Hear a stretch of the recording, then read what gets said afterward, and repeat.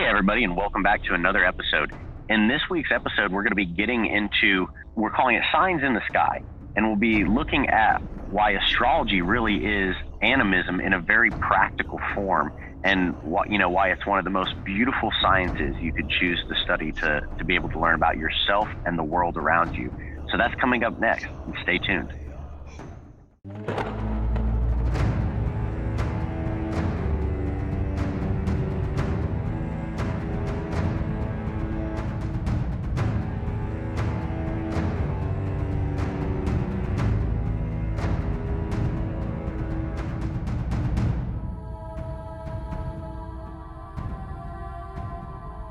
Hey everybody, welcome back to the channel. My name is Logan Hart. And I'm Bryan Easterday. And you're watching the Wizard Factory video podcast, where you subscribe for weekly videos exploring deeper understanding of the universe and ourselves. Today, we're going to be introducing, well, not necessarily introducing, but giving its first official spotlight episode on the amazing, beautiful science and art of astrology. So needless to say, this is Bryan's strong suit. It's an area that I'm still, learning and developing. But I'd like to start the episode with a quote by Manly P. Hall. He said, "Astrology is the science of all sciences, for it is the observation and study of both the microcosm and the macrocosm and how they relate together." Very simple statement. But obviously, you can see the law of correspondence is at play very much, which we're definitely going to be getting into here. But specifically with this episode as well, we wanted to kind of relate astrology with the concept of animism, which we've definitely covered in depth on this channel. I highly recommend checking out the animism episode that we did. I'll put that link in the description. But that's kind of the context that we want to introduce this topic full force with. And so with that said, I'll let Bryan get into kind of the first point of, defining animism. Right. So, thank you. Yeah. So as we've talked about on the show before, animism essentially is the understanding that everything is consciousness, it's spirit, that, it's where the universe learning about itself, experiencing itself, and the way you practice animism, the way you integrate it into your life is by observing nature and then gaining lessons through that. So you can observe something in the physical reality and then you can gain a spiritual lesson from that. There's something about it, just it stirs your soul, and then you get an insight from that. And with animism, you see everything is conscious. So everything is something that you can learn from. So when you see it at its base, it's observing nature and learning from it, right? Well, what is astrology? You're observing like the physical bodies, like the planets, the stars, their movements, like their motions, their sizes, the way they reflect on each other, the way they pull each other in different orbits. Like, you're observing them, and then through that you're gaining insights. Physical form is always a reflection of the energetic and spiritual qualities of that form. So the planet, like with Jupiter, we can see as an example, he expands things. He's a massive planet. He's seen as a protector.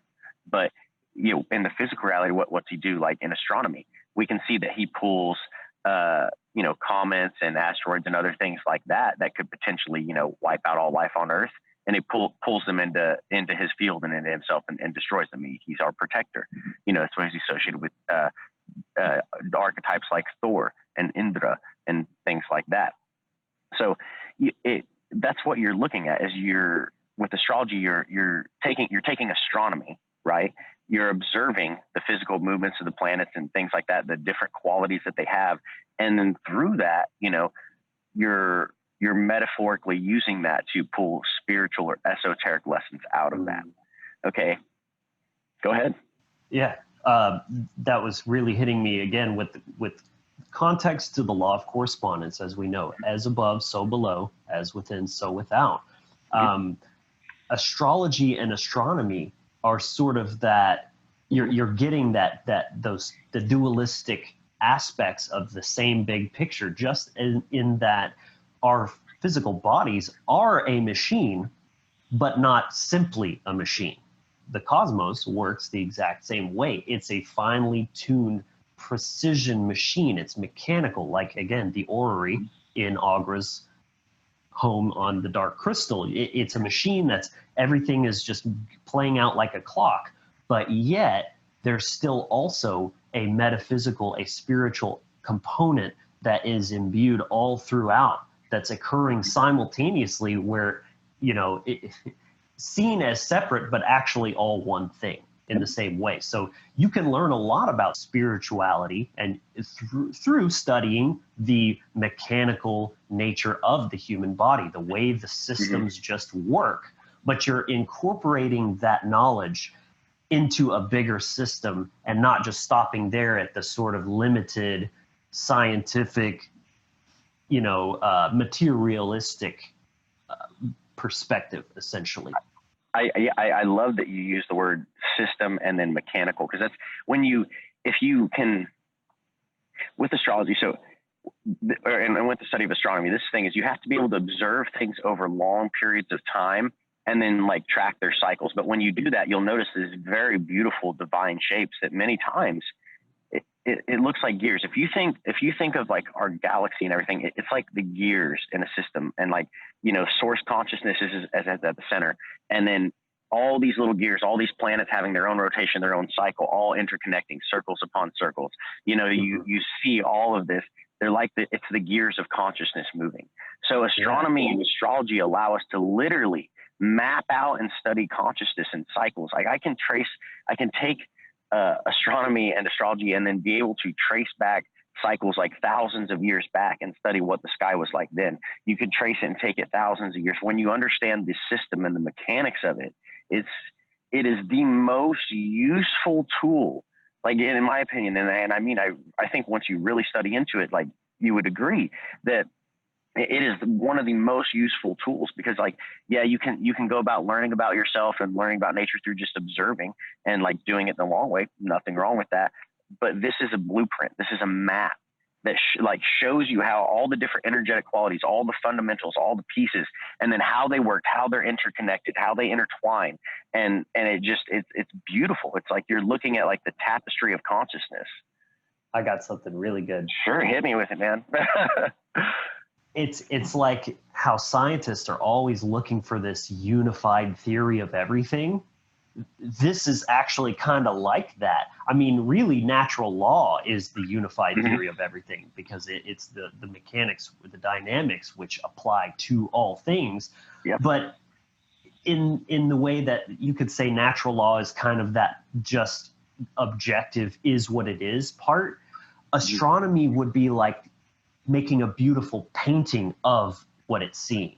It's truth told, but told with character, with passion, with color, that experiential, subjective component adding into it. I mean, that's beautiful.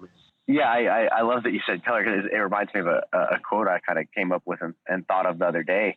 And it was, because that's when you start looking at astrology and you look at like the mythology behind it and how that mythology relates to astronomy, you realize that it is truth. Like it's accurate information, but it's truth told in a colorful way. But you'll never be able to see the world in a colorful way if you think everything is black and white. And that's a thing to understand with astrology. Never, like, black and white thinking is the death of good astrology, just like it's the death of any spiritual thinking. It leads to stagnation. And with astrology, you have to understand it's a complex system. Like most people's like surface level kind of the layman understanding of astrology is they're like, oh, I'm this sign, oh, so that means I don't get along with the sign. And it's so oversimplified. Right. Understand this at a foundational level. Every single one of us have all the signs, all the planets, all the houses, all the same energies in our chart arranged in different combinations. It's like with mathematics, we all use the same set of numbers, but depending on what numbers you use, how you combine them and how those interact, that changes the outcome or the solution of that problem. or with cooking, you have different seasonings, different flavors that are all unique on their own. But as you mix them together, it changes. Astrology, like we're looking at like your spiritual flavor is what's happening, you know? And also think of like with cooking, the same example. Some people are going to be really good at cooking. Some people aren't. But even the people that are bad at cooking, well, they're still cooking. They're just not as good at it. So in the same way, it's like you were saying, those planets are still in play, even if only to a small degree. Know the universe, its correspondence. It's like you're understanding that, and therefore by definition, you're understanding more about yourself, because all of those factors are in play to some degree. That's the key to get the nuance of this, is that it's the gradients that are in play. Exactly, because you have to understand that all the stars, all the planets, all of those are within you, because each of those, they're reflections of different energies, different qualities and experiences in the universe, and we all are like we're made up of all of those. So we just lean into some qualities or certain areas of our life more than other people might, and that's great. That's what creates the diversity. But you're studying that mirror, and of course, it shows you how complex and beautiful we are as individuals, how infinite we are. Is if the best mirror to study yourself is something as vast as the sky and the galaxy. Think of all of that within you. Like, it shows you how deep you are. So to say that, oh, I'm just this sign or just this, and look at like one aspect or one placement of astrology, it's like looking at it at your toe and then saying, this is all of me. Yeah, it's part of you, but you need to look at the whole picture. You can't look at one piece of the puzzle and see the whole puzzle. You have to look at all the pieces, and they're all important. So astrology should never be oversimplified. And if you think that's how astrology works, like, oh, I was just born during this month, so it means that I'm this sign. It's so much more beyond that. And it just, in relation to animism, you can see that with astrology, and so let me clarify here too. I specifically, like, I practice Vedic astrology, which comes out, it's like where Hinduism developed out of and things like that. There's reasons I can get into with that, like it's mostly because it uses the sidereal zodiac, which is the sky as it actually is. I don't have anything against tropical system or Western astrologers. Like there's many Western astrologers that are absolutely amazing at what they do, because they're tapping into the energy still. So they're still tapping into lessons. They're just seeing things through a slightly different perspective because the two zodiacs are 23.4 degrees off. So there's, studying both is great. Look at both your charts in both systems. Study as much as you can. You're never going to go wrong with that. But I focus in the Vedic system because the Vedic system, it is just so vast. It uses the sidereal system. We also include things like lunar constellations, which are constellations that as the moon travels through the sky, it touches these constellations. And these constellations are stars that are part of making up the Rashis, part of the zodiac sign. So you're looking at more specific segments.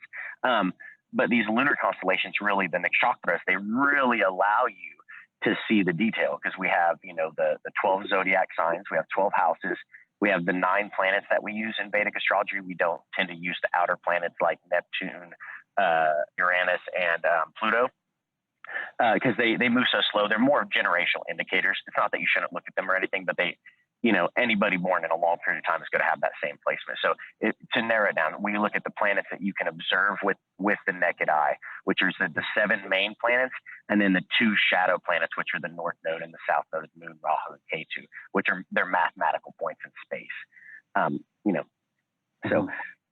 So we work with that. So, and then we have not just a birth chart, we have divisional charts.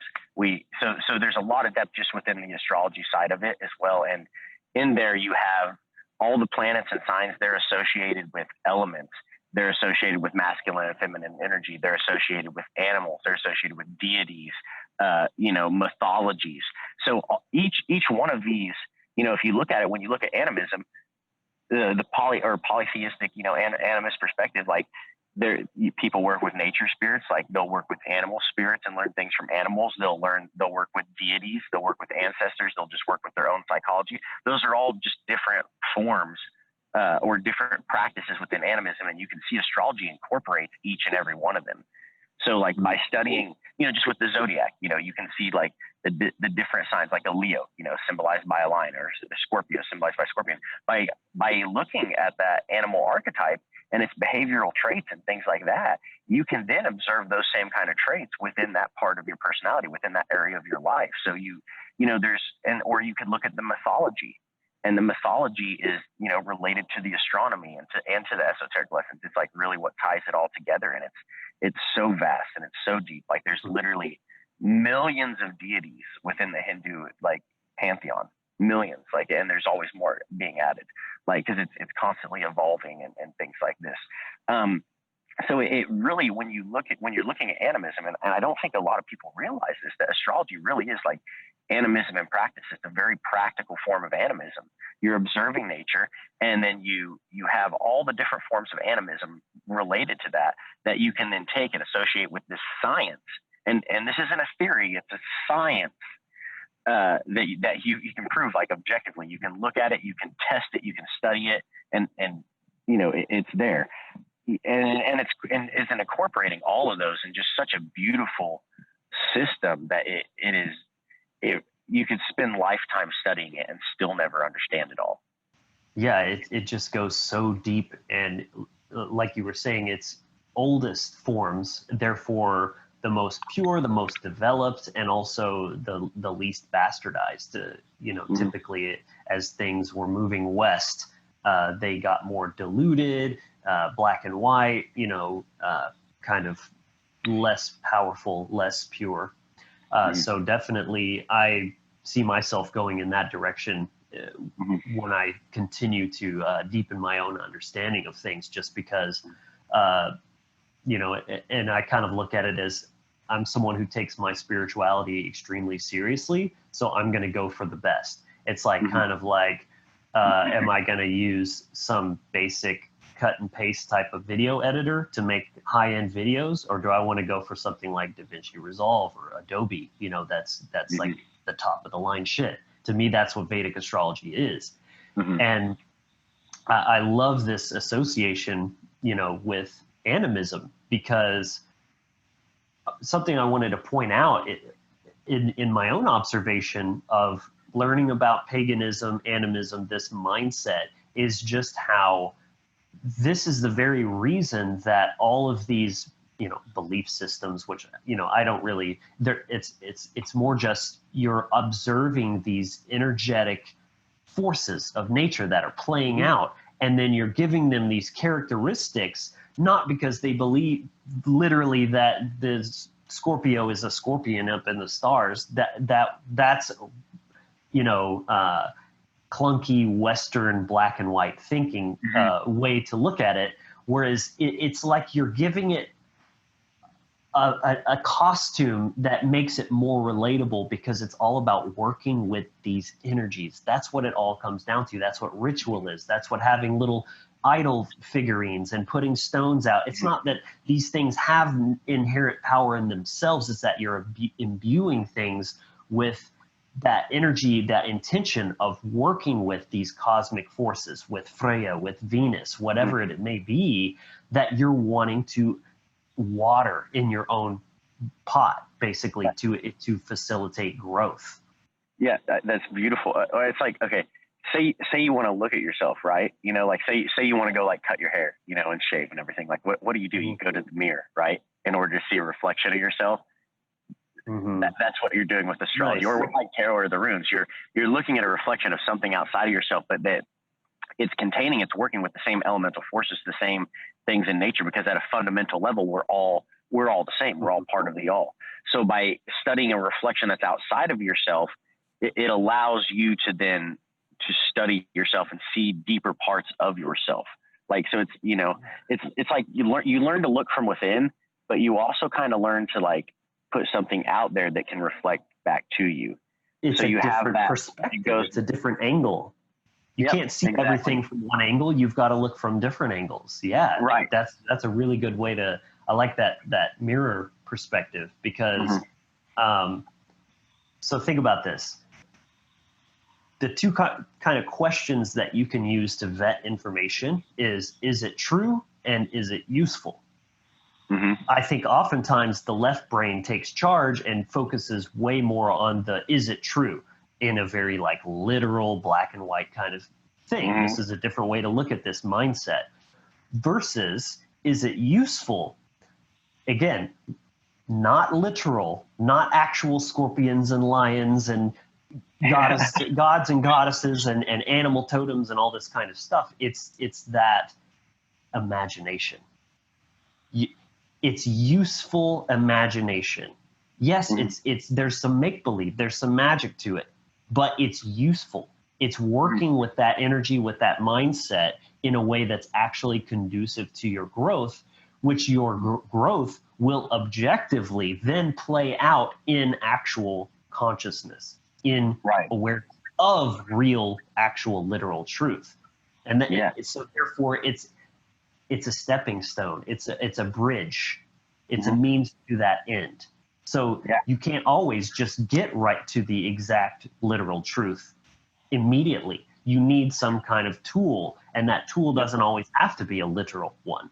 So that's and that's what I was wanting to point out is just if you're getting that bird's eye view and looking at all of those pieces from the higher perspective, you're seeing that this is the parallel, is that these deities, these energies, they all kind of line up. They might have a different name, they might have a different face or a different animal, but it's that they're observing, like the tiger. What is the tiger? It's intellectual. It uses camouflage, right? It's extremely precise and cunning, right? That's an energy. It's not about the tiger. It's about what can I learn from observing this? How else do you learn anything but from observation, personal experience? And that's what all these fucking bullshit religions are there to do, is give you any and every excuse and reason, logical or otherwise, to make you forfeit your own, what you're seeing and know to be true, what you can actually verify for yourself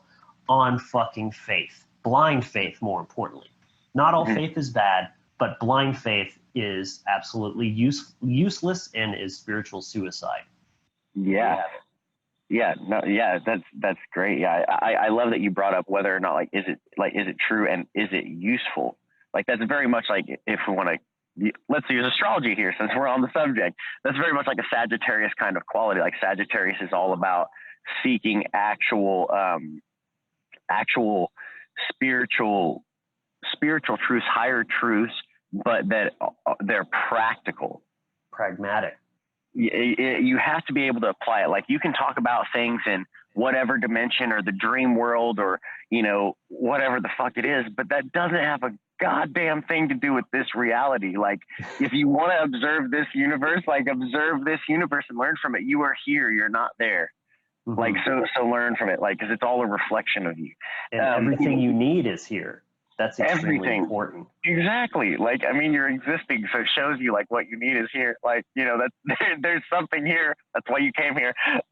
So you can see, even, and with, I like that you also brought up like with the mythology, it's a very colorful way of looking at things. And with the mythology, it's always changing. And you mentioned the archetypes, you can see the same, within the Norse tradition, we could look at Thor, but he's also in the Vedic tradition, it's Indra. It has that same root word, the tu in there. It's just the thunder god. And you can look and see that they have very much similar qualities of this energetic archetype in nature, but they do have their own individual flavor that's based off of that culture's influence and those kind of things like that. But it's the same archetype.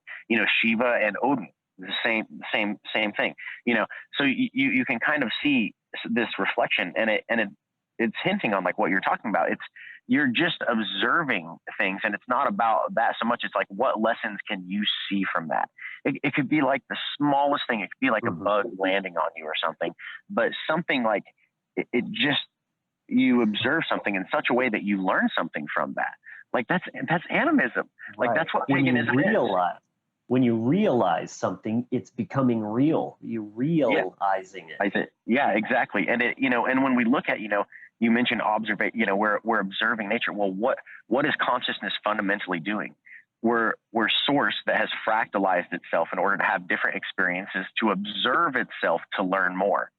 Right. So when you're observing source, you're observing nature, guess what you're doing? You're doing exactly what we're supposed to do. And it's such a beautiful science. Like when you really study into it, you'll see the world as like just this piece of art. Like even the struggles, even the challenges, like it's beautiful. And this is where I think a lot of people can misunderstand astrology if they haven't tapped in and realized like that it really is animism in its like a purest form. And it's that they'll get into like this doom and gloom astrology. So they'll get stuck on things like debilitated planets or exalted planets, or this planet's in the 8th house, and people will start like freaking out or whatever, thinking it's bad. Like if you're a doom and gloom astrologer, or if you're looking at astrology in a black and white way, don't even bother, because you'll destroy your own mind. You will worry about things because you'll see information that's there, but you will misinterpret it through your own black and white doom and gloom filter. This is something as an astrology that I don't see any, I don't think there's such thing as a bad chart. A lot of people are like, they won't like that. There's challenging chart. Like if I thought there was such thing as a bad chart, like people could look at my chart and they'd be like, I don't want to touch that. I've got 5 planets in my 8th house. I have a lot of intense energy that has brought me a lot of challenges in my life, especially like early on in my life. I went through a lot of really hard fucking lessons, but those taught me things. They gave me insights. It's the reason I'm an astrologer. I like to look at the hidden things, so there's challenging energies in your chart. But, I always tell any client I ever give a consultation to, I use this phrase: our strengths can be our weaknesses, and our weaknesses can be our strengths. And what do we talk about in our last episode about like what it means to really be awake? We really boiled it down to the phrase that awareness creates choice. So when you're learning about the fundamentals, you're learning about cosmic law, you're learning about the different elements of nature, all the different variables and the energetic qualities, and how it works together as a system, the mechanics of it, you become aware, right? That awareness then brings you choice. So you can look at something in your chart and be like, yep, that could be a potentially challenging energy. But I promise you that if there is a potentially challenging, if there's an energy that may seem challenging in your chart, there is a lesson and a gift behind that. Probably a lot of them. I've found those placements in the chart that bring the most challenges, the hard lessons, like those are the ones that bring the most reward. Right. And I mean, the name of the game being consciousness. Well, that's the being part. What are we? We're consciousness. That's what we be. But what do? We're seeking freedom. To me, a good way to put it is like, we are consciousness who has chosen to incarnate in a limited form in order to discover our limitlessness. That limitlessness is our freedom. So the truth, and only the truth, can and shall set you free. What truth? The truth about what and who you really are, and everything else, because it's all you, it's all me, it's all we. So freedom is the name of that game. So first of all, you have to be committed to the spiritual pursuit, the process of setting yourself free through self-discovery. I mean, it can be observed 1,000,001 different ways, even if it's some way that you're making little mistakes that create a bigger problem. If you're not aware that mistake is happening, then you're causing your own suffering. Yeah. And like literally, and this was one of the biggest like boot to the face lessons that I was getting, or downloads, when I was experiencing ayahuasca, was that this place was created for us. We have everything we need here. Abundance of resources, knowledge, self-discovery, tools, everything we need, we have. So all of our fighting, all of our scarcity is completely self-imagined, self-caused, everything self-perpetuated. And that most of our suffering, even on the collective level and on the individual level, is self-inflicted because of our own ignorance. And so waking up to that ignorance ignoring Mhm. is what's going to actually set you free from your own doing. It's like that. Yeah. I've kind of thought of it as clinging to a live wire. It's frying you. It's making you tense up, but in reality, it's your muscles that are clinging to it. You're Mhm. holding on to that thing that's cooking you, and all you have to do is let go of it. That's Yep. your freedom. It's Yeah. whenever you're ready. Oh, I love it. I love it, man. Yeah, it's like one, like how do you fix that ignorance of like not looking at all the things around you? Like if you're walking around the world with blinders on and you're not observing things, you're not observing nature, You're not not looking for observing the lessons. stars, you know, you're just not looking. So by observing, by doing things like studying astrology, practicing like animism, like incorporating this mindset into your life. And you don't have to necessarily study astrology. It's a really useful tool, but it's that same animist perspective that it's built off of observing nature and the different elements in it. Like as an astrologer, I can observe, for example, like with one of the nakshatras, right? Mrigashira. So this is symbolized by the deer, the searching deer. So this is a nakshatra that falls into the end of Taurus, and then it bridges into Gemini. This is another reason why I practice the Vedic system is because the nakshatras in the Western system, people that they talk about, they're born on the cusp and they're like, oh, I have qualities of both, but I can never really figure out what I am. It's because look at the nakshatra that you're in. You're probably falling in a nakshatra that bridges between those two rashis, those two zodiac signs. So it has elements and qualities of both in it. But beyond that, so this nakshatra, Mrigashira, is associated with the searching deer. So you can see these people, they're intelligent, they look like a deer, they're very cautious, they're searching for things. They'll be very great eyesight. Yeah, they're very, very graceful. They're very quiet. They like with deer, like when they go to eat and forage, you'll notice they're very picky about like what they eat, what they pick. So like all these just different qualities, you can observe that. So as an astrologer, I know that nakshatra is associated with that. Okay, so I could observe a deer out walking in the forest, learn a lesson from it, and then all of a sudden I've then learned a lesson about that nakshatra that I can bring into it when I look at someone's chart. Like it's the interconnected system.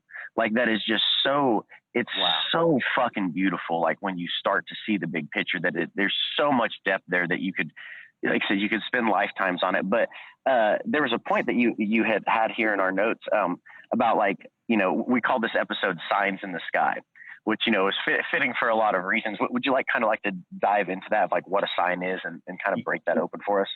Yeah, absolutely. A sign is defined as an object, a quality, or event whose presence or occurrence indicates the probable presence or occurrence of something else. Yep. So it's literally just a pointer. It's a thing that's pointing to another thing, right? Mm-hmm. Very simple, but complicated simple, right? Complicated simplicity. It's a tool. If you haven't watched our recent episode, Tools of the Trade, also highly recommended and very relevant to this, because in context of that, astrology is one of the very best tools, as I said at the beginning. It's one of many. They're all available to you, but why go for a single action 22 when you can have a freaking machine gun, right? Like gets the same job done. It's the same job done, but a hell of a lot better. So it's pointing to something, which is another way of looking at the law of correspondence. Is I'm observing this thing, like you just said about the deer, observing one thing, and in that very same process, learning about multiple other things, about the stars, about the astrology, about yourself, about other people, holistically. About how you relate to other people, how you can share that knowledge to help other people. I mean, it just goes on and on and on. That one thing, that simplicity, has the infinite complexity ripple effect out from it. Yeah. So obviously in this context, there's the signs of astrology, which is only one aspect, but it's that kind of indicator of if you're the one walking through life looking for those lessons, eager for knowledge, growth, learning, expansion, then you're going to be looking for those signs, those pointers. And when you are, you'll find them literally everywhere. Everything's trying to teach you Oh, yeah. something. It's just waiting for you to actually pay attention and tune into it. Mm-hmm. And so, like, again, in context of kind of the pagan and animist perspective, astrology is like the ultimate tapestry that has all those elements, but in divided and subdivided and subdivided complexity. Yeah. Again, it's the richness, it's all the nuance that makes it so potent, but it's important to understand its kind of place in everything, because all of the arts of gnosis are a very similar thing. There's 24 runes, there's tarot cards.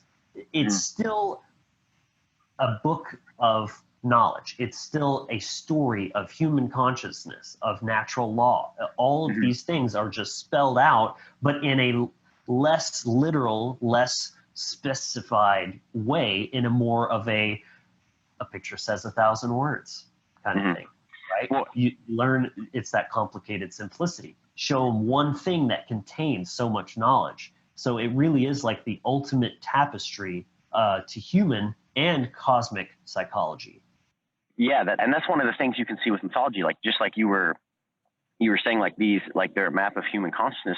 One of the reasons like we use mythology to also be incorporated with this is because mythology is more effective at telling truth. And we've talked about this before in an episode, The True Meaning of Myth. But the reason why mythology is so effective is because it has that ability to affect the subconscious and the unconscious mind. So it has that truth in there. It has these elemental forces of nature, these cosmic laws in there, these lessons that apply to every situation. But because it's told in a story form, you can take that and extrapolate it out to all the other areas of your life. Just like we're talking about, you observe a sign, you observe a mythology in order to learn something about all the other areas of your life. It's a holistic approach. So that's why mythology is so useful. And you can retain these stories that there's so much truth in them, but even in such a way that people, like, the same story can be passed down and never change, but each person that looks at it will see different things in there and be able to bring out different insights. Like it's such a beautiful thing. And that's why, like, another reason I practice the Vedic system is because the mythology and the astrology are so very interconnected and linked. And I as I study more into the astronomy of it, we can really see like how that plays out in so many different ways. You know, so for example, something I learned about the Rohini nakshatra. This is a nakshatra that falls right in the center of Taurus. So it is all of Rohini, all four padas. Each nakshatra is split up into four padas. So you have 27 nakshatras and 108 padas. So you really, in the Vedic system, we really narrow it down to, like, that's why we need to know your exact minute of birth, because even a few minutes can shift the chart. So, looking at that, Rohini, all four padas are in Taurus. So they're like, it's the energy of Taurus that is really Taurus, but Rohini is known as the favorite wife of the moon. The nakshatras, as I mentioned, they're 27 lunar nakshatras, and they're known as the wives of the moon because if you look astronomically at the moon and its path through the sky, you can see that it passes through these nakshatras, through these constellations. So he's visiting his different wives. Okay. So Rohini is the favorite wife of the moon.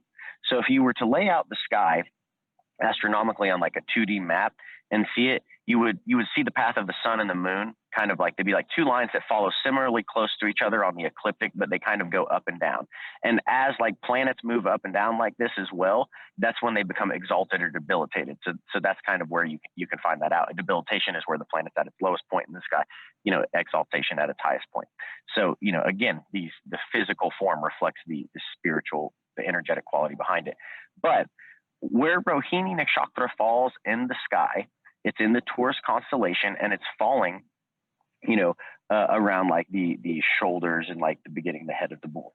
So you see here that as the moon starts to slow down, it's like coming to a peak here where it's a peak exaltation, and then it starts to like level off and go down. So just like when you're driving a car very fast down a road and it starts to curve, what do you have to do?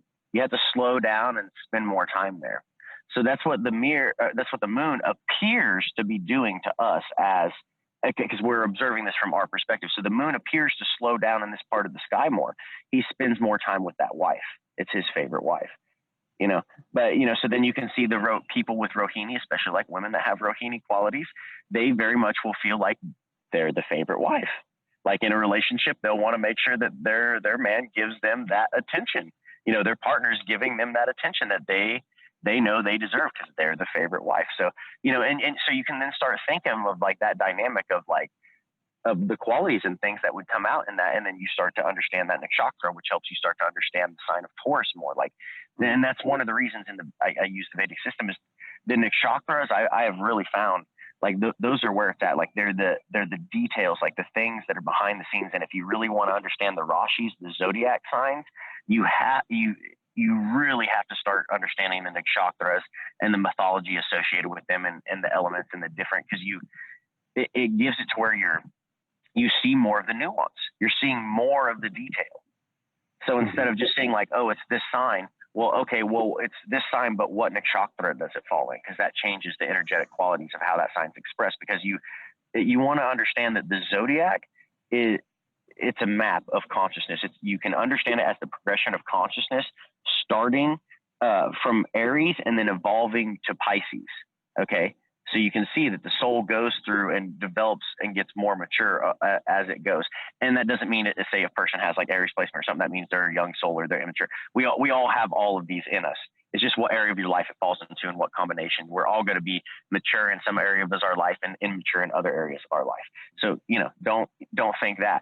But understand that you can study it as a map in that way. Well, the nakshatras, as they bridge and go through the different rashis, that's why a lot of the nakshatras, they will bridge between two rashis, two signs, because it's not just a sudden transition, it's a slow evolution. So by studying the nakshatras, you see the details and the evolution of each rashi, of each sign, which then allows you to see the more of the detail of the map and the consciousness, the evolution of consciousness as we progress through the zodiac as a whole. And then that's the trip of the sun and the moon through the sky. Okay. So you see the astronomy and astrology, like they go hand in hand. Like you can take these mythologies and their truth is just that truth told in a colorful way. So you have to, if you want to see the world in a colorful way, you have to be able to step out of the black and white thinking and thinking things are so simple. You have to understand there's simplicity to it, but it's complicated simplicity. Like you have to look at both of those elements. Mm-hmm. Yeah, I mean, that kind of points to the development of consciousness. You need to start with those simple truths, those fundamentals, Yep. but you can't stop there and then just get belligerent with that's just what it is. These are the basic truths. Like you need to expand out where those nuances basically say this, but also this. It doesn't negate the first statement. It doesn't make it untrue.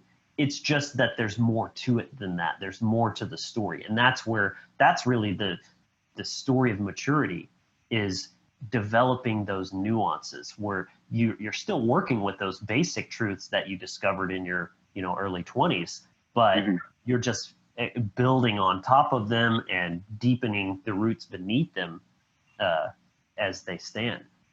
Right. And another thing that I thought was interesting was, again, back to that whole observing nature. I mean, obviously, this is a major concept, not just in astrology itself, but in all aspects of the pagan mindset, the pagan worldview, is you're learning to recognize the patterns. Well, like, what does that mean? First, you have to observe. You have to get the experience to go off of. And then now you've got that stored in your memory. Then when you recognize it, what are you doing? You're recognizing it. You're recalling it. You're recalling it from memory. And then you're saying, oh, I recognize that. I've seen this somewhere. This is that. And so then you can connect the dots. It's that the law of one, like everything is connected. Everything, all is true. So that's the process where you're observing, but then you're connecting those dots to other things. Where have I seen this energy at play before? Oh, I remember Taurus is this, or this nakshatra or whatever. So right. Yeah, I love that you use the example of a tree, going higher and deeper. Because if we look at a tree as it grows, its roots go deeper, its branches go higher. Mm-hmm. So it's this process that you have to do both. Like you have to research very deep, and the deeper you research, the more you'll be able to step into that bird's eye view perspective, and have that higher awareness. But it's built off of that foundation of depth that you've really dug into something. And I also like that I liked your point also about like the connecting the dots, because that's what is intelligence when we break it down etymologically. It means like, that it's the intellect, which means to pick apart from among. You're looking at the pieces, and then it's generare, which means to create. That's where we get our word generator from. It's that generative force, generare. Okay. That's where that comes from. So it's being able to observe the patterns, but also creatively interact with them. So you're not just observing the pattern, like, well, okay, well, yeah, this this happens. Like I see this person does this to me, and then I don't do anything about it, and then it just keeps happening. Well, that's not intelligence. That's like you're observing something and then you're still not doing anything about it. You have to have that generare, that creative ability to interact with it, and that's where true intelligence comes in. So what is astrology? What is animism? It's intelligence. You're looking at the intelligence of nature. You're observing it and creatively interacting with it. Like this is why we're pagans. We don't need a fucking book to stick to, and we don't need some Jehovah God on a throne telling us what to do. Like I can look at the grahas. I can look at the planet. Like in the Vedic astrology, we call planets the grahas. Graha means to grab. Okay. So we're looking at the way the planets grab us. I can look and see them. I can observe their cycles. You can measure them mathematically and pull esoteric lessons from that. I can look at a tree and see that as its roots grow deeper, its branches go higher, and that a tree that doesn't have that foundation is easily blown over by the wind. Like you can look at any bit of nature and you can fucking point to it and see, which the Abrahamic traditions, they don't have that, like, and so when you start seeing and understanding what paganism and animism really is, you see why, like, everybody's a pagan, everybody's an animist at their true sense. Like we can all go in nature and then learn something by observation without anyone else having to teach us that. And that root's there. We just have to get all that programming out of the way so you can see the world in a colorful way. You can see like this, it is a beautiful tapestry instead of this horrible prison and place of punishment. And when you said the genare part of intelligence, and again, it recalled that imagination. Well, that's where knowledge becomes power, is not just your ability to act on it, but you have to have an imagination to say, well, based on what I know, I imagine that if I do this, this will be the outcome. There is your empowerment. Having the intellect of how things work isn't enough if you don't have the imagination to create mentally the outcome that you would like in how you're interacting with those laws or those archetypes or those energies or whatever to bring about something that is beneficial. That's the whole point, is don't stop with the knowledge. Keep going. Apply it. Use it to create a better reality field. Yep. And let's see. And another thing too that is often misunderstood, I think, about astrology is it is a system of influential, not deterministic factors playing out in your life and collectively. Very, very important. That plays right into what you were saying about the whole doom and gloom, or doom and gloom approach to astrology. Nothing is set in stone. Yep. That would override the sovereignty that is paramount to you as a spiritual being. You can't, and often people, not just astrologers, but people who read a quick horoscope or they actually get a reading and then they attach to something and they say, oh, I can't do this because this is in my chart. And then they're playing the victim. They're using excuses of just like, well, I'm helpless because it's in the stars and this is just how it is. Absolute bullshit, disempowering, totally misunderstanding, and needs to not, it needs to be corrected in light of these are influences, right? When you go to the mall and that guy's saying, hey, do you have a minute to try these soaps, right? That person is influencing you. They're trying to get you to choose to come over there and, do what they want you to do. But they're not forcing you. They're not coming over there and grabbing you and rubbing the soap on your face, right? Like Right. that's all these signs and energies are doing. They're giving you a little pull or a shove or something, but your own resilience, your ability to be an alchemist and transmute these energies. I mean, that's the mindset of a truly empowered magician, is everything is working for me. Not in a literal sense, but through that filter of knowing that no matter what happens to me or for me or whatever, you can transmute to your own benefit. That's taking control of your spindle, your creative power. Yeah, it's influential, not deterministic. That's what I was saying when, awareness creates choice. So when looking at someone's chart, that's why you can't be this fatalistic or this like doom and gloom astrologer. And if you're practicing that way, fucking stop, because you're not doing yourself any favors. Like you have to be able to understand that you are just showing what is there. So then you can make a choice with how you, like, that energy is still there. It's still at play. It's a part of you, but you get to choose like how you work with that. Like, and whether you want to like go more into that energy or try to balance it out or try to use it in a more healthy way. It's giving you the choice. It's giving you the map. So then you can choose how to navigate your life better. And that's what it is. It's about giving you the choice. It's not telling you, oh, you're stuck this way. Right. And the map is not the territory as well. Right. You can't use the two. Again, that's why it's a painting of the truth. It's a colorful expression. The mirror. And it's just going to show you what's there in that metaphorical representative, or in a sign kind of way, a pointer kind of way. But just because there's a mountain there doesn't mean, oh, it can't go that way. It just means, well, this is a more direct route, but it's going to be more challenging. But it's still up to you. There you go. Yeah, that's a great way to look at it.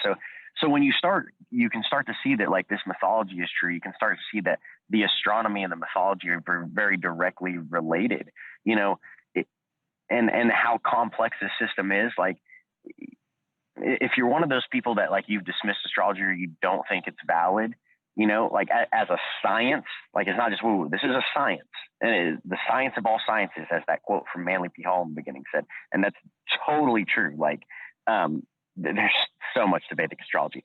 If you don't think it's a valid science, it's simply because like you just haven't studied it, or you haven't studied it enough. You might, if you actually took the time to study it in depth and observe it and practice it, there is no way you can't see that there is something to the science. Like you said, we can take like things like that NASA is just now learning, astronomically. And then we can look at the mythology and show how the mythology was giving us that truth thousands of years ago. Right. But there's things we're just now discovering, like, and that's because like there's the energetic qualities. And when you tap into that at a fundamental level, you can learn like about the physical through the metaphysical, or you can learn through the physical about the metaphysical. They go both ways. And check this out. Like, so if you're hearing this and we're calling it a science, and you feel that cringe and you're like, I don't know about that. Just think about this for a second. First of all, you're talking about observing the tendencies of extremely large, complicated systems of movement. So if you're having trouble with thinking of astrology as a science, if that kind of, you feel resistance there, think about something like meteorology, okay? So first of all, just for something to be called a science doesn't mean it has to be 100% right all of the time. Weathermen are wrong all the time, but probably have no issue calling meteorology a science, right? Even though it's really just an understanding of, this is pretty much how things work, but there's so many variables. That's what makes it difficult to get really, really exact with it. It's just because there's so many variables at play that are all interacting with each other and back and forth in this kind of feedback loop. And that's where it's never going to get perfect. It's only just going to refine and get more and more precise as time goes on. Right. But honestly, just in my own experience, Vedic astrology is every bit as accurate and reliable as, say, meteorology.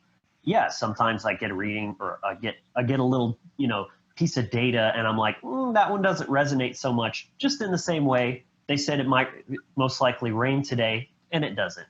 It's not really a big deal. And just because it doesn't rain when they said it's going to, doesn't mean I'm going to like take that knee-jerk reaction of like, meteorology is bullshit. These scientists don't know what they're talking about. No, it's a very useful tool.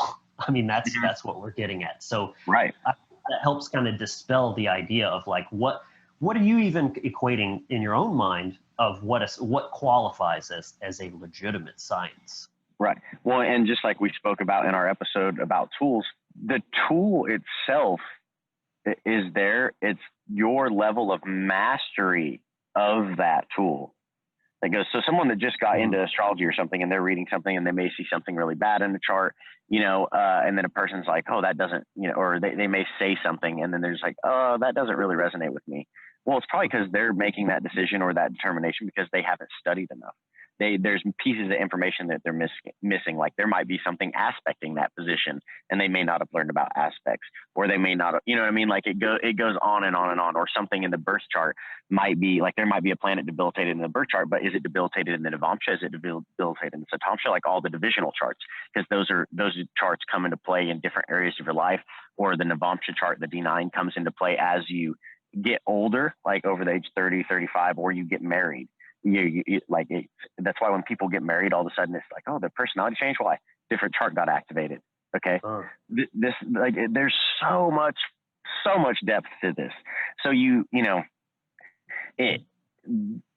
as an astrologer or as a practitioner, you start to develop your skill more and more. Your mastery of that skill will become more and more refined.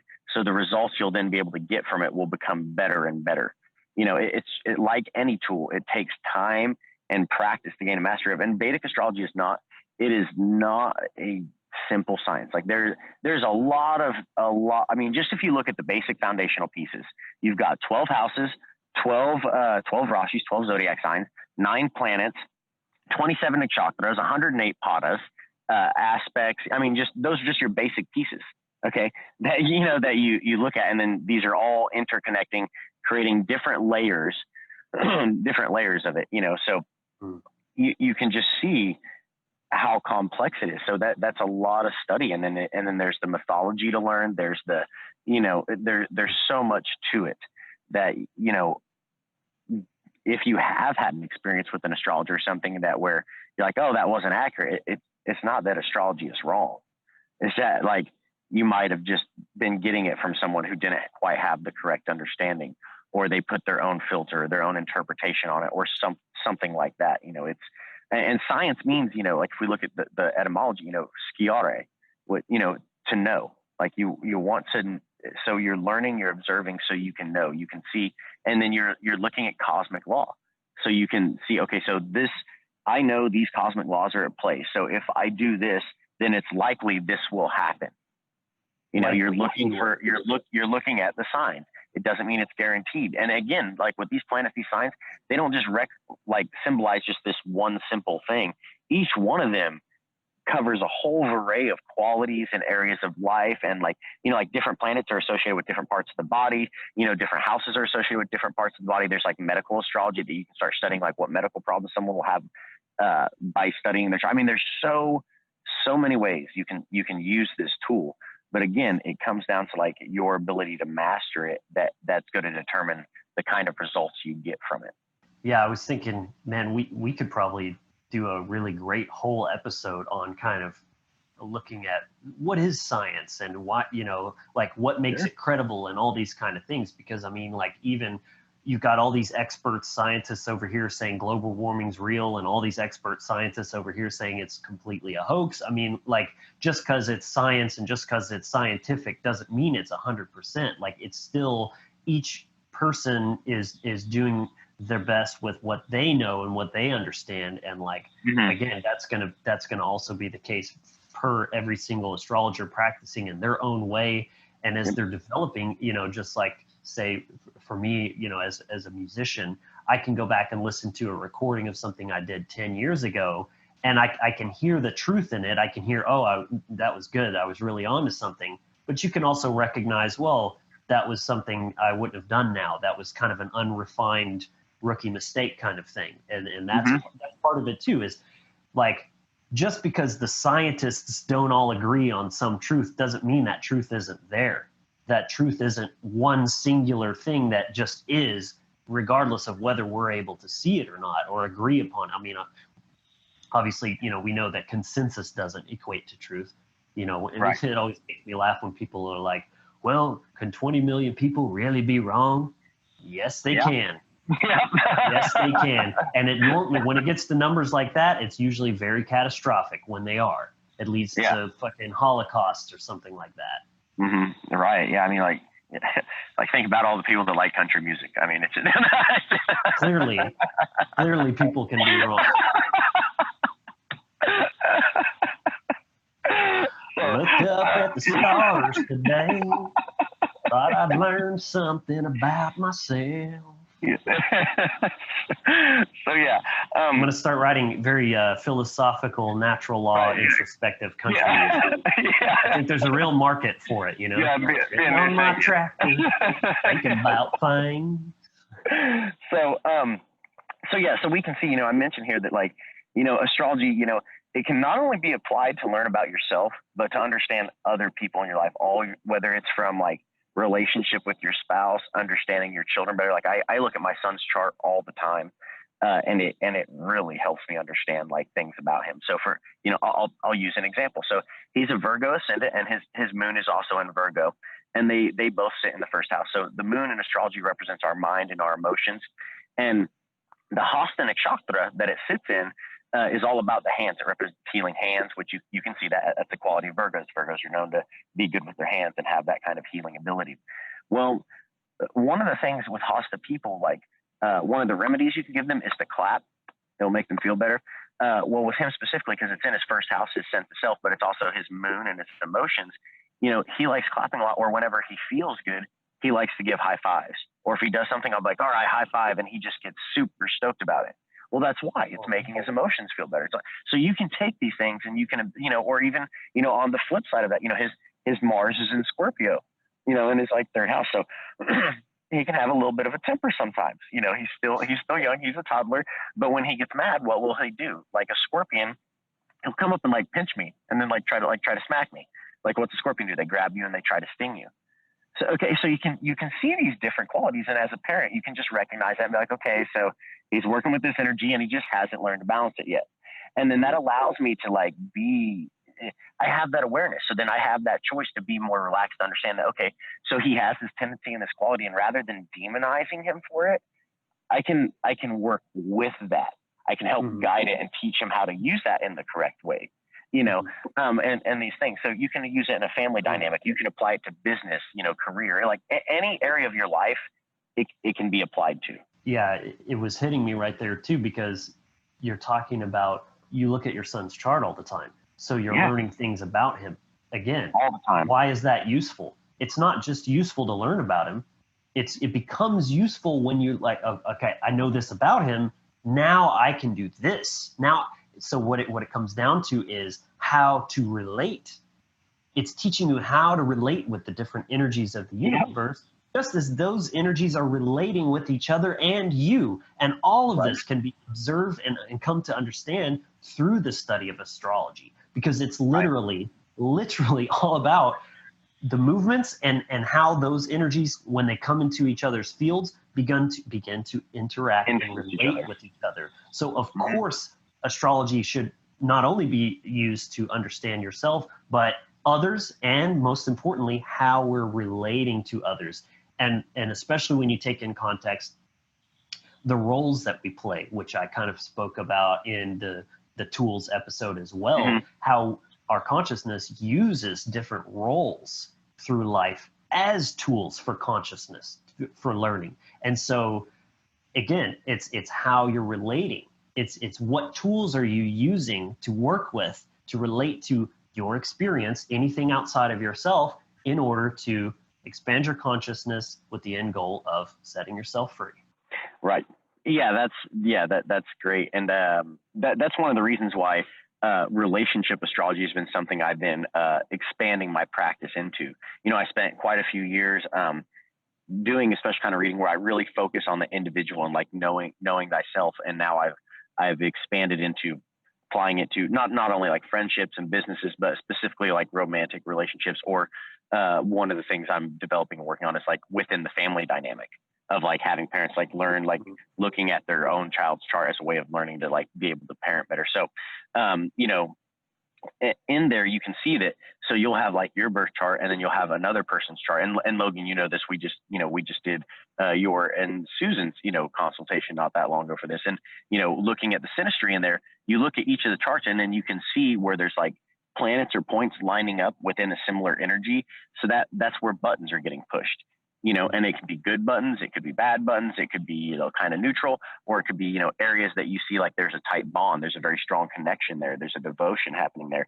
And I mean, it really, you can look at one person's chart and see so much beautiful depth, but then you can start looking at like this synastry going on, and it's going all the time. And you see this, like any person you're encountering in life, there's some kind of synastry happening. That's why some people, you might pass someone at the store and you might smile at one person and not smile at another. Why is that? Well, there's probably some kind of connection, like in the chart. Like if you looked at the chart, there would be something there to see. It's how you relate. So like again, this is such a useful science, not only to understand yourself, but if you really want to navigate and be able to understand and work with others in the most efficient way possible. Like I promise you, one of the best things you can do to try to like deepen a friendship or deepen a romantic relationship or something is look at someone's chart and study it in depth. Like really put the effort to get to know that person and how they operate. And you will see as you that understanding comes in, the conflicts will leave, because there's just there's more awareness. So then you have more choice. So instead of like, oh, you get triggered out and you react because you think they're doing this, you just understand that they have this certain tendency, this certain quality. And sometimes they may get caught up in that. So then you can choose to let that not bother you as much, or highlight it and address it, but in a healthy way. Like this gives you the map and the tools so you can have that choice. But until you have that awareness, you can't have that choice. What I was talking about earlier of influential factors, not deterministic. That's literally what everything is doing. That's how everything is playing out all around you, is every item or concept or whatever it is, entity that's in some way interacting with the reality field around us and everything around it. And everything is kind of in some sort of a feedback loop with itself. Your heart has a electromagnetic field that spans out. For example, you're influencing everything around you with your own energy, and vice versa. You walk through and you hear some music. Well, that might spark a memory, or it may kind of put you in a certain kind of mood, and literally everything is that. But it most becomes useful looking at that when dealing with your own consciousness and all the things that are influencing you. That's why like getting away and being by yourself is so important, because you're literally pulling yourself out of all of that. Hey, you, hey, buy this. Hey, I need you to do this for me. Hey, you, poking and prodding. So you like completely remove all of that from your field so that you can literally hear your own inner voice speaking, and it's not getting drowned out by everything else trying to get you to do something and take energy. Yeah, absolutely. Yeah. So again, like this, it comes down to where like astrology, it's a science of observation of nature. So you're bringing awareness, so you then have the ability to make choice. So we hope you guys enjoy this episode. And new thing that we're adding to our services and offers is that we are adding in like relationship consultations and looking at charts through synastry, like family dynamics, things like that. And that information will be up on the website soon. But in the meantime, if you are interested in that, I am offering those types of consultations, and you can just shoot us an email at contact@thewizardfactory.com, and we can set that up. And, if you're interested in any of our other consultations, if you want to look at your chart, because it is a science that it takes a while to master it, and you can go and study on your own. There's a lot of great resources out there to do that, but it takes time and dedication and study. It just like with anything, like you could do your own plumbing in your house or whatever, or you could hire a plumber to do it because they're going to get it done faster and they know what they're doing. Right. It's the same with an astrologer, like you can study your own chart, and I encourage everybody to study their own chart, but going to someone that's already spent years of study into it is a useful practice. So if that is something that interests you, you can email us, and for the current astrology offerings that we do have, you can go to thewizardfactory.com to check those out as well. Yeah, it's definitely a great jumping off point, especially if you're not as experienced in astrology, say like someone like me. I've picked up things, especially, as knowing you, Bryan, for over a year now, but I certainly am not close to feeling like I'm an actual astrologer yet. But the readings that you've given me, both the initial, which was kind of the thing that sparked our friendship, Bryan actually hit me up just after seeing one of my videos on Facebook and got him curious about, I wonder where his Mercury is, and, things regarding communication and stuff. So he hit me up and just said, hey, I'd love to give you a free reading. It's a win-win. I get the reading, he gets to practice and, satisfy his curious mind. And literally all of what you see here has stemmed from that beginning of that friendship. But even more so, as Bryan mentioned, I recently got the relationship consultation for me and my partner with Bryan only last weekend. And it's been amazing. We've already been using all kinds of references from things that came up that were giving, not only highlighting things that were already playing out and highlighting those areas both in where we're strong and also where there's more areas for tension or volatility, but giving insight into those things. And again, like I was just saying, it's not just about recognizing the thing, it's, okay, what do I do about it? And that's where it's such a useful tool, because it's giving you more awareness of the situation.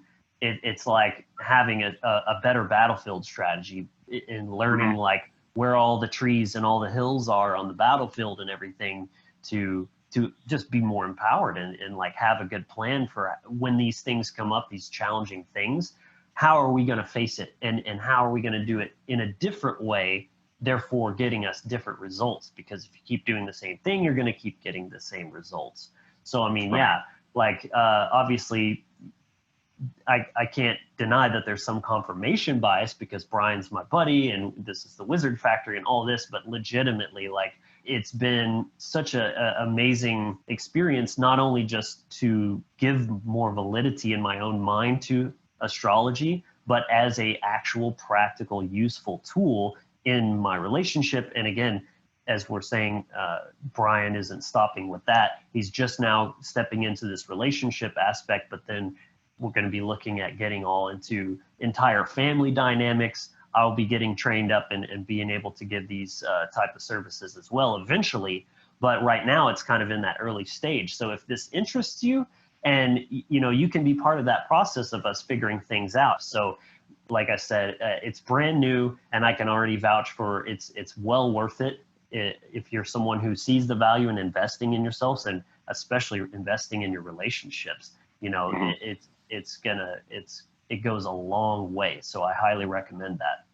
So that's our episode on astrology. We hope that maybe we've turned some light bulbs on and got you curious, if nothing else, just to start on your own journey of investigation and self-discovery through the amazing tool that is astrology.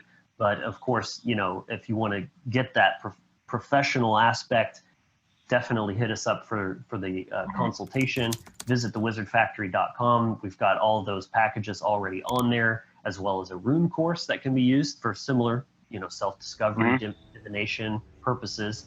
And of course, don't forget to check out our audio podcast, and keep an eye out for the Patreon page that's coming soon. That is actually going to be featuring a whole open-ended Vedic astrology course that will be coming with one of those tiers.